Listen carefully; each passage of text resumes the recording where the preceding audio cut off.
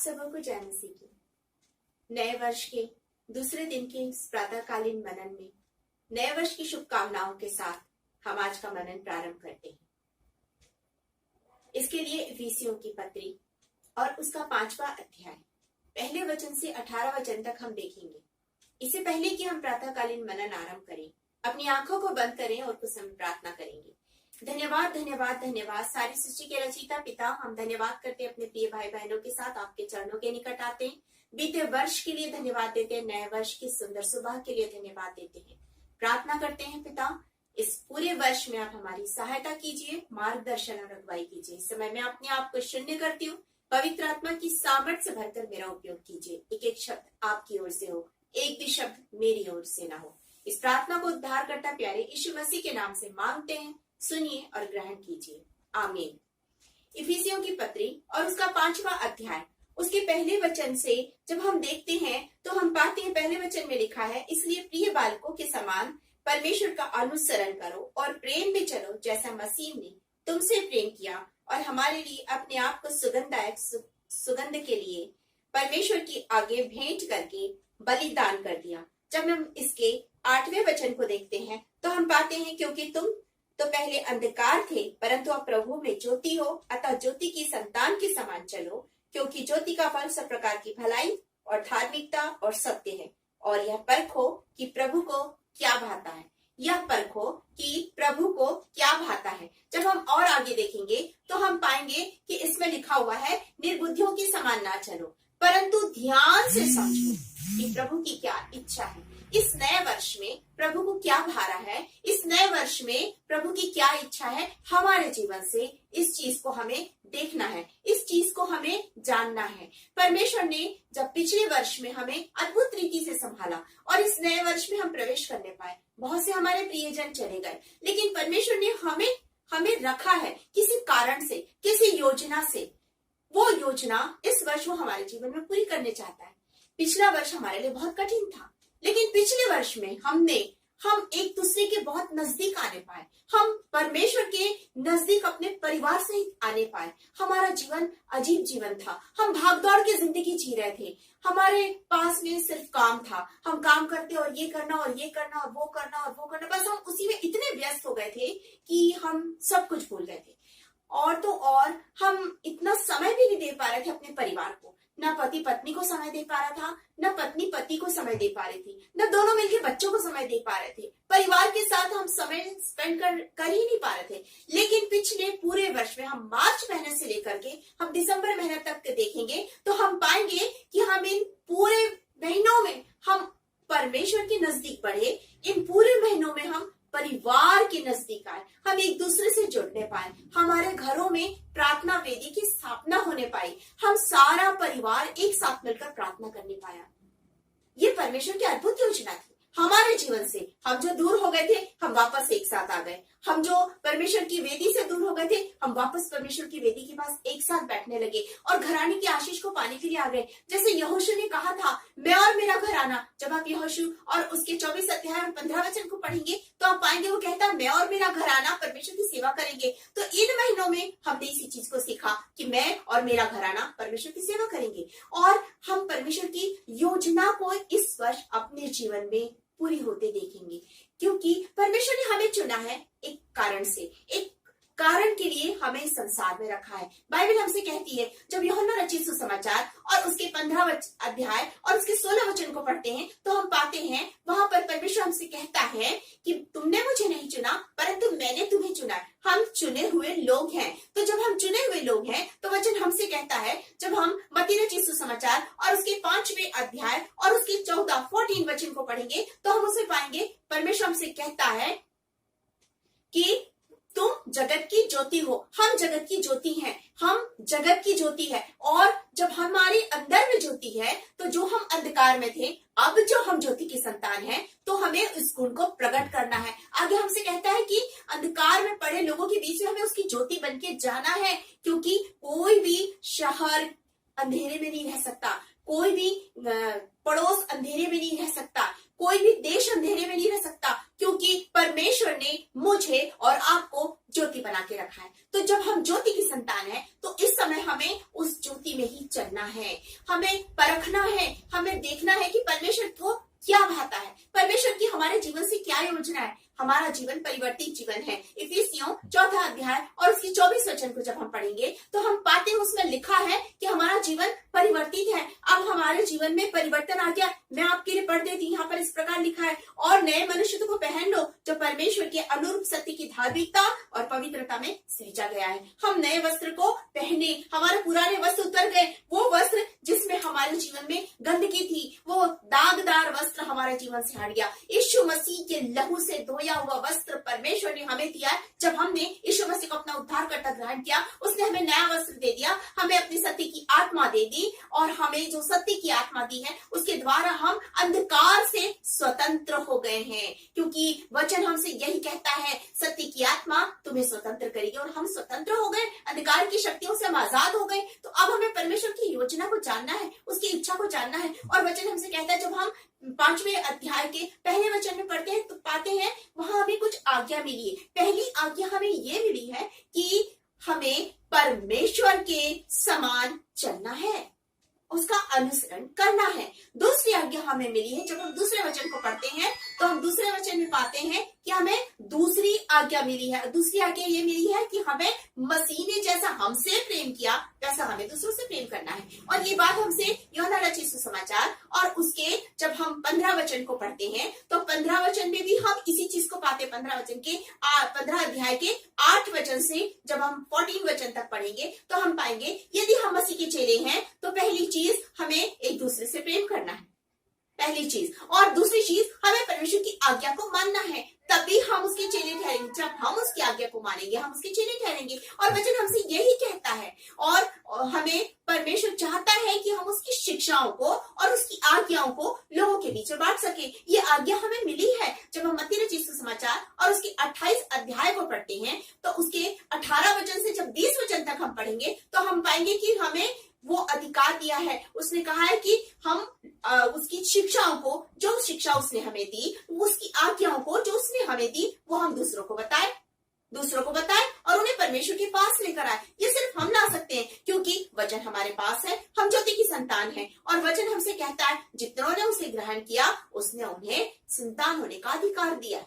हमें संतान होने का अधिकार मिला है। यूहन्ना रचित सुसमाचार उसके पहले अध्याय और उसके 12 वर्ष में लिखा हुआ है कि जितनों ने उसे ग्रहण किया, हमने उसे अपना उद्धारकर्ता ग्रहण किया तो उसने हमें अधिकार दिया। अब हमें उसकी उस योजना को जानना है, क्योंकि वो चाहता है कि हम उसकी योजना को जाने। और पहला कुरिन्थी और उसके 11 अध्याय और उसके पहले वचन में लिखा है कि जैसा मैं मसीह की समान चलता हूं वैसे तुम भी चलो। हमें मसीह के समान चलना है। तो हमारा मसीह कैसा था? वो नम्र था, वो दीन था। वो चाहता है हम नम्र और दीन हो जाए। वो यही चाहता है कि हम नम्र और दीन हो जाए। वो क्या था? वो लोगों के बीच में जाता था, उनके लिए प्रार्थना करता था। वो चाहता है हम भी प्रार्थना करें, क्योंकि ये आज्ञा हमें खुद प्रभु यीशु मसीह ने दी है, जागते और प्रार्थना करते रहो। तो हमें प्रार्थना करना है। और हम इन दिनों में इस चीज को सीखने पाए। हमारे थरथराते घुटनों को उसने मजबूत किया है। हम इस कोरोना काल में इस चीज को सीख सके, और इस चीज को सीखकर अब हम नए वर्ष में प्रवेश किए हैं उसे पूरा करने के लिए। अब एक्शन में आने का समय आ गया है। अभी तक हमने शिक्षा ली, अब एक्शन में आ गए। हमें उसे पूरा करना है, क्योंकि ये परमेश्वर की योजना है। वचन हमसे कहता है, जब हम इसी के इफिसियों और उसके 5वें अध्याय के 15 वचन से पढ़ेंगे तो इसलिए लिखा, इसलिए ध्यान से देखो कि कैसी चाल चलते हो। कैसी चाल चलते हो? हम अब तक कैसी चाल चलते थे? अब प्रभु कहता है, जब तुम मसीह में हो तो मेरी सी चाल चलो। तो हमें प्रभु यीशु मसीह के समान चलना है, निर्बुद्धियों के समान नहीं, बुद्धिमानों के समान चलना है। दूसरी चीज, अवसर को बहुमूल्य समझो, क्योंकि दिन बुरे हैं। सचमुच में दिन बुरे हैं। सदोम और अमोरा के पाप से भी ज्यादा पाप इन दिनों में हो गए हैं। पाप इतने अधिक बढ़ गए हैं। और पिछले समय तो समय नहीं मिला, अचानक लोग चले गए, अचानक ही कोरोना काल आ गया, सब कुछ अचानक हो गया। लेकिन हम नए वर्ष में उसी कोरोना को लेकर के प्रवेश किए हैं, और ये और ज्यादा वेग से बढ़ा है। जब ये और ज्यादा वेग से बढ़ा है, हम भी तो और वेग से परमेश्वर की नजदीकी में बढ़ने पाए हैं। तो हमें क्या करना है? हमें निर्बुद्धियों के समान नहीं सोचना है, नहीं चलना है, पर बुद्धि बुद्धिमान के समान चलना है। हमें परमेश्वर की योजना को समझना है, क्योंकि जब हम उसकी भेड़े हैं, वो कहता है अच्छा चरवाहा मैं हूँ, वो अच्छा चरवाहा है और हम उसकी भेड़े हैं। तो वचन हमसे क्या कहता है? योना रचित सुसमाचार उसके 10वें अध्याय और उसके 14 वचन में लिखा हुआ है कि मेरी भेड़ को सुनती है। हम उसकी भेड़े हैं, हमें उसके शब्द को सुनना है, उसको जानना है, उसकी क्या योजना है इसे जानने की कोशिश करना है। और उसकी एक योजना तो हम जानते हैं, वो उसने हमें चुना है कि हम बहुत सफल ना है, ये उसकी योजना है। और बाइबल हमसे कहती है कि वो दाखलता है और हम डालियां हैं, हम उसमें बने रहें। वो चाहता है हम उसमें बने रहें। पहली चीज हम उसमें बने रहे, दूसरी चीज उसकी आज्ञाओं को माने, और तीसरी चीज पवित्रता में बने रहे, पवित्र बने हम। वचन हमसे कहता है, पहला पत्रस और उसके पहले अध्याय और 15-16 वचन को पढ़ेंगे तो उसमें लिखा है कि जैसा मैं पवित्र हूँ वैसा तुम भी पवित्र बनो। वो चाहता है हम पवित्र बने। क्यों? क्योंकि हम याजकों का समाज है। दूसरा अध्याय 9 वचन में लिखा है हम याजकों का समाज है, हम पवित्र लोग हैं, उसकी निज प्रजा है, उसके गुण को प्रकट करना है, अंधकार की शक्तियों में पड़े हुए लोगों को वहां से निकालना है, बीमारों के लिए प्रार्थना करना है। यह आज्ञा उसने अपने चेलों को दी जब उसने अपने चेलों का चुनाव किया। मत्ती रचित सुसमाचार 10वां अध्याय, जब उसने चेलों को चुना, चेलों को चुनने के बाद उसने क्या कहा? जाओ और जाकर क्या करो? प्रचार करो। और क्या करो? प्रार्थना करो और चंगाई के लिए प्रार्थना करो, दुष्टात्मा को निकालो। उसने सारी चीजें दी। जब हम विश्वासी हैं तो यह अधिकार हमें भी मिला है कि हम लोगों के लिए प्रार्थना करें। यह अधिकार हमें भी मिला है कि हम दुष्टात्मा को निकालें। यह अधिकार हमें भी मिला है कि अंधकार में पड़े हुए लोगों को परमेश्वर की ज्योति में खींच के लाए। यह उसकी योजना है। क्या आप उसकी योजना के लिए तैयार हैं? वो चाहता है कि उसकी योजना हमारे जीवन से पूरी हो। वो चाहता है हम उसकी समान चले। वो चाहता है हम ज्योति के संतान के समान चले। वो चाहता है कि हम बुद्धिमानों के समान चले। वो चाहता है कि हमारे अंदर में मसीह का प्रेम हो। हम ठनठनाता हुआ पीतल, झंझनाती हुई झांझ न बने, परंतु हम प्रेम में बढ़ने पाए, क्योंकि प्रेम झुंझलाता नहीं है, प्रेम डाह नहीं करता है। हमें डाह नहीं करना है, झुंझलाना नहीं है, परंतु प्रभु के प्रेम में बढ़ना है और लोगों को प्रभु के पास खींच के लाना है। यह अधिकार मुझे और आपको मिला है। इस नए वर्ष में, इस 2021 में हमें और अधिक नजदीकी में प्रभु के साथ बढ़ना है। अपने परिवार को प्रभु में लेके जाना है, अपने पड़ोसियों को, अपने देश के लोगों को प्रभु में लेके जाना है। सारा संसार इस समय विनाश की कगार पर खड़ा है। दिन बुरे हैं, बाइबल कहती है दिन बुरे हैं। आत्मा की सामर्थ्य भरकर इन बुरे दिनों का हमें सामना करना है। लोगों को परमेश्वर के वचन को लाना है। उद्धार का संदेश मेरे और आपके पास है। बीते दिनों में हमने अपने उद्धारकर्ता का जन्म उत्सव मनाया और उसमें लिखा है उद्धार सबके लिए है। बाइबल कहती है जब गड़रियों ने उस दर्शन को पाया तो उन्होंने इस बात को सुना कि उद्धार सबके लिए। तो उद्धार मेरे लिए, आपके लिए, मेरे पास पड़ोस के लिए, सबके लिए उद्धार है। मेरे देश के लोगों के लिए, संसार के लिए। यह उद्धारकर्ता के जन्म का संदेश हमें लोगों तक पहुंचाना है। उसके लोगों को बताना है कि तुम अंधकार से निकलो, क्योंकि तुम्हारे लिए यीशु मसीह ने अपना अनमोल लहू बहाया है। उसका लहू व्यर्थ नहीं जाना है, परंतु उसके लहू के द्वारा लोग परमेश्वर को उद्धारकर्ता ग्रहण करें, पापों से शुद्ध हो जाए। हमें अपने लिए हमने पश्चाताप किया, अपने परिवार के लिए पश्चाताप किया। बारी है संसार के लिए पश्चाताप करने की। बारी है उनको उद्धार का संदेश देने की। बारी है उन्हें प्रभु के पास लाने की। ज्योति की संतान है, अंधकार में नहीं परंतु ज्योति में चलना है। अंधकार की शक्तियों में पड़े लोगों को खींच के लाना है। क्या आप तैयार हैं इस नए वर्ष के लिए? क्या आप तैयार हैं लोगों को प्रभु के पास लाने के लिए, कि लोग प्रभु के पास आए और प्रभु की महिमा हो? प्रभु आज भी लोगों को ढूंढ रहा है। वो आज भी अपने सच्चे आराधकों को ढूंढ रहा है। क्या आप सच्चे आराधक हैं? वो आज भी उन प्रार्थना वॉरियर्स लोगों को ढूंढ रहा है। कि आपके घुटने मजबूत है? नहीं है तो अपने घुटनों को मजबूत कीजिए, अपने लिए, अपने परिवार के लिए, अपने समाज के लिए, अपने देश के लिए, सारे संसार के लिए प्रार्थना करने की जिम्मेदारी परमेश्वर ने आपको दी है। क्या आप तैयार हैं? इस नए वर्ष में हम प्रार्थना करेंगे और प्रार्थना करेंगे और प्रार्थना करेंगे और लोगों को बचाएंगे। ये जिम्मेदारी मुझे और आपको मिली है। यदि आप तैयार हैं, आइए आंखें बंद करें। आंखें बंद करके परमेश्वर से उस सामर्थ को मांगे, उसकी आवाज को सुने, उससे कहें मैं तेरी आवाज को सुनना चाहती हूँ, मैं तेरी आवाज को सुनना चाहता हूँ, मैं तेरी भेड़ हूँ, मैं तेरे शब्द को पहचानती हूँ, मैं तेरे शब्द को पहचानता हूँ, बस उसे सुनना चाहता हूँ। यदि आप सुनना चाहते, आंखों को बंद कीजिए और उससे कहिए अपनी योजना और अपने शब्द मुझे भेजिए। धन्यवाद करते हैं पिता, धन्यवाद करते एक बार फिर से हम अपने प्रिय लोगों के साथ आपके चरणों के निकट आते हैं। बीते दिनों की आशीषों के लिए, इस नए वर्ष की आशीष के लिए आपका धन्यवाद करते हैं प्रभु जी। पिता परमेश्वर, आज के वचन के लिए धन्यवाद करते हैं, प्रार्थना करते हैं आज का वचन पिता हम में से हर एक हृदय में कार्य करे, आपकी योजना को हम जान सके, आपकी आवाज को हम सुन सके और आपके कार्यों को पूरा करें और हम पौलुस के समान कह सके कि मैंने अपनी दौड़ पूरी कर ली है। पिता, हम अपनी दौड़ पूरी करना चाहते हैं, हमारी सहायता कीजिए। दयालु पिता, जितने लोग सुन रहे हैं पिता, उन सबों को बहुत आयत की आशीष दीजिए प्रभु जी। आपकी दासी होने के नाते एक एक जन के लिए आशीष और कल्याण की घोषणा करती हूँ पिता।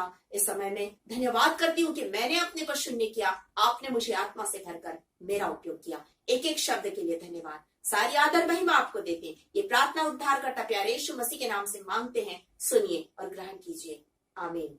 आप सबको एक बार फिर से नववर्ष की ढेर सारी शुभकामनाएं।